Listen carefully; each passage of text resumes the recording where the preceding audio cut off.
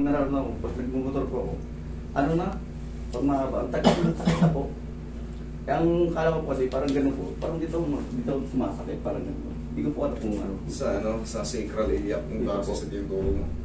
Dito sa may... Tamay na po hanggang dito. Oo, yung mga tinatawag nating sacral iliac. Marami kasi yan dyan sa puwet eh, no?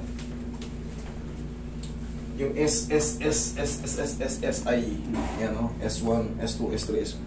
Dito ro nararamdaman ni Sir bandang kaliwa, banda sa puwet. Yan. Tapos nagra-radiate na pag ano. Pero alam nyo anong sagot dyan. Ang sagot dyan, ako. Ilang araw na ba yung ganyan, idol? Hindi siya, pamamagdadalong po na. Ba? Dalawang buwan na pala. Pero kung alam nyo yung tinuturo, kung napapanood nyo yung tinuturo ko sa lower back, naku, hindi kayo magsisibir, hindi yan lalala. Panoorin yung mga tutorial ko dyan, lalo sa YouTube, meron tayo. Yung manghihilot dito ang vlog, check nyo yan. Lower back tutorial. Lower back pain tutorial. Relax lang.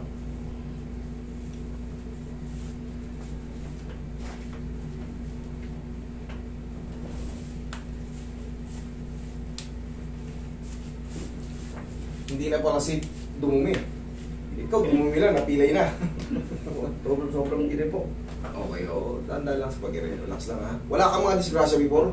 Wala kang opera ha? Wala pa. Oo, bago tayo. Yan. Sige. Sapo. Okay, hanggang patagilid.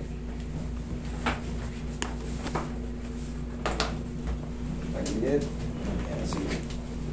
Tagilid.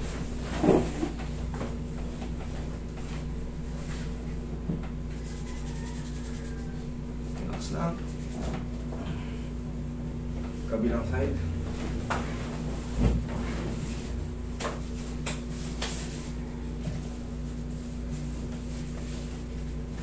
Relax niya.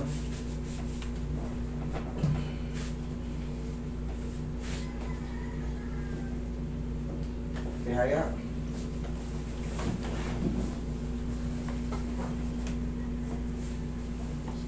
relax na, maglalabanan.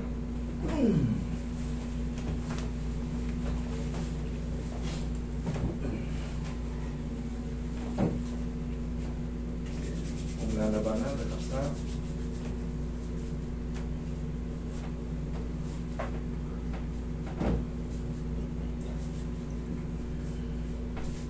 Hindi naman masakit. Ano na, pag makalilang ko po, tapos biglang tayo, hindi mo, ang hirap na kung tumayo. Hindi, dito pa lang, dyan pa lang, malalaman mo na kung may nakakalsong mga facet joint sa pag-angat niyan. Sige, tapak.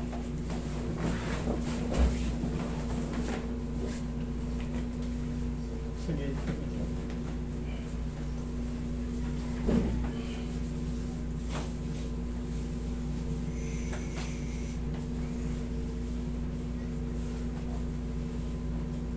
Relax na.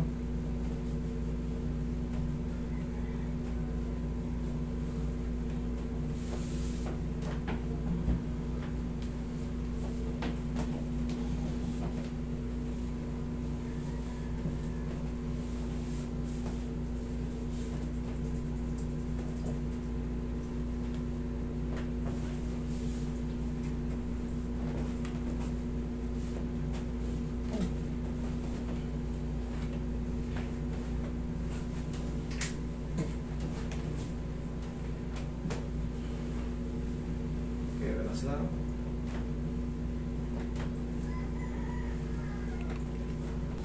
Relax na. Inhale. Exhale.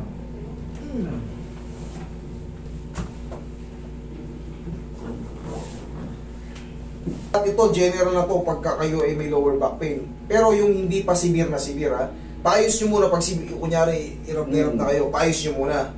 Pero kung kayo yung sumasakit ng balakang yun, nakakalakad naman kayo, tayo. Ganito. Parang tutukurin mo yung mukha mo.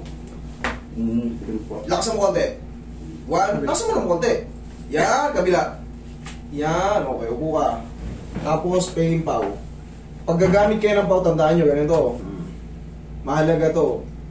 para palagi yung secondary na tinatawag na muscle spasm, ito ang magbabalas. Alugin nyo muna para yung sikap mo extract, baklas talaga siya. Ayan o.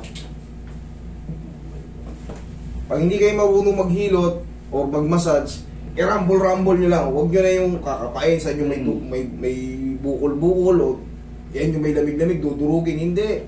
Pag hindi kayo marunong, baka mamaya madisgrasya pa kayo, kakapipindot nyo na malakas eh. Ganyan lang. Rambulin nyo na lang.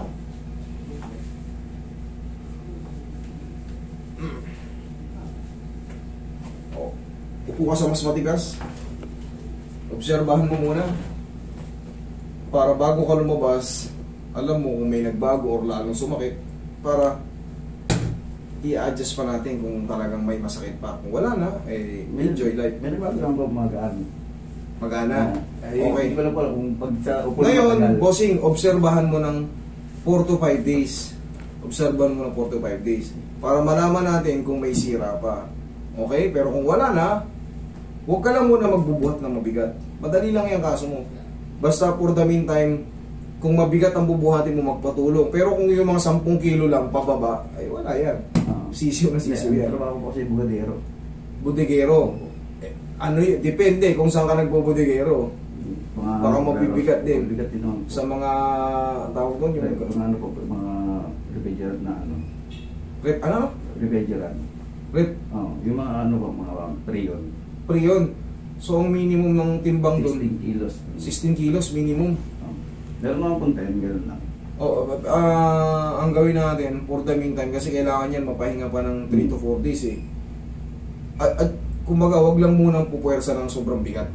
Kasi isipin mo dumumi ka lang, wala ka pang binubuhat, napilay ka na. Eh paano na lang pag-iri mo ng ganyan, pagbuhat mo ng, sabihin natin 16 kilos. Sobrang sakit po kasi ng tiyan ko nun, tapos irinan po talaga. Biglang, Kaya nga eh. tapos mga ilang linggo, ito na. Isipin mo, di ba? Kaya ang ginagawa ko, pero ilang araw lang naman. Pwede, makakabalik ka pa rin doon. Ang sa akin lang, syempre, bagong adjust, baka sabi mo, 2 araw lang, ay 4 na araw lang ako pinaginhawa, ano lang ako, 16 kilos lang, yung prion, na regular ko naman binubuhat, napilay ulit ako. Ayoko rin kasi mangyaring gano'n. Kumbaga, kailangan, syempre, bagong adjust, meron tayong tinatawag na healing process muna. Okay? Thank you so much.